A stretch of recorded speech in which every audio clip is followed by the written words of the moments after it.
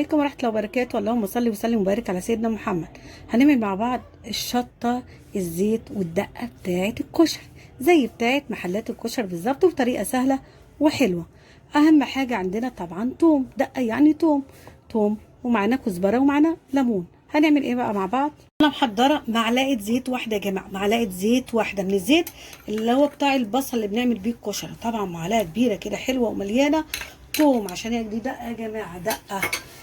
وهنزل بيها انا التوم مش هحمره ولا حاجه، انا عايزاه يفضل ابيض.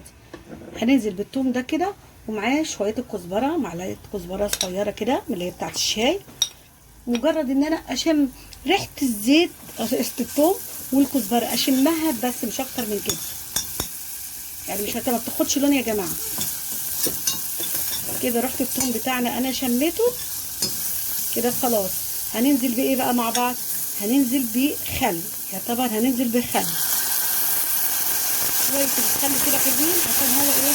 بصوا يا جماعه، انا حطيت معلقه كمون بس انا ما صورتهاش، معلقه صغيره من بتاعه الشاي. هقلبها برده معاهم كده مع الخل وشويه الكزبره والثوم، اقلبها معاهم كده.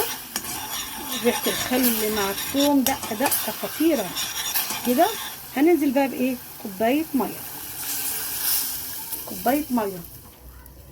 الثوم بتاعي عليه ملح، فانا هشوف لو انا محتاجه عشان ادوق بملح، لو محتاجه ملح تاني هاخد، مش محتاجه خلاص. وباخد بصوا يا جماعه يعتبر من الصلصه اللي هي بتاعه الكشري حاجه كده صغننه شويه كده صغيرين بس، واسيبه بقى يغلي وادوق اللي محتاج ملح ولا لا.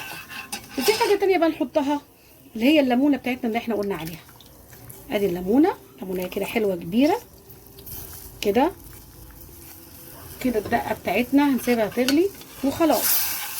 بصوا بقى يا جماعه، هنعمل الشطه الزيت. هناخد برده من نفس الزيت بتاع اللي هو عاملين بيه البصل. لو انتوا ما عندكوش البصل مش مشكله، بس انا بوريكم بالظبط.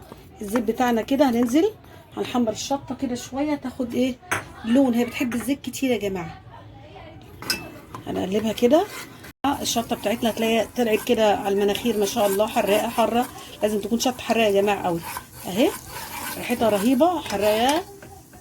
الزيت كده بصوا انا عايزاها كده يا دوبك شوحتها عشان اشم ريحه الشطه مع الزيت.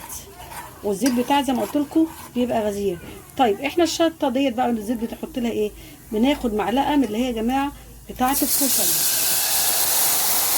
يا جماعه شكل بقى الشطه بصوا بتفصل عن الزيت، تلاقي الزيت بقى زيت والشطه موجوده اهي.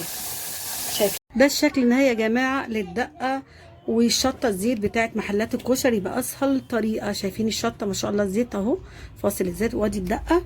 وان شاء الله اللي يتفرج على الفيديو بتاعنا يعجبه يدعمنا بلايك ويشترك في القناه ويفعل الجرس عشان يوصل له كل جديد. وكان معكم ساميه، والسلام عليكم ورحمه الله وبركاته.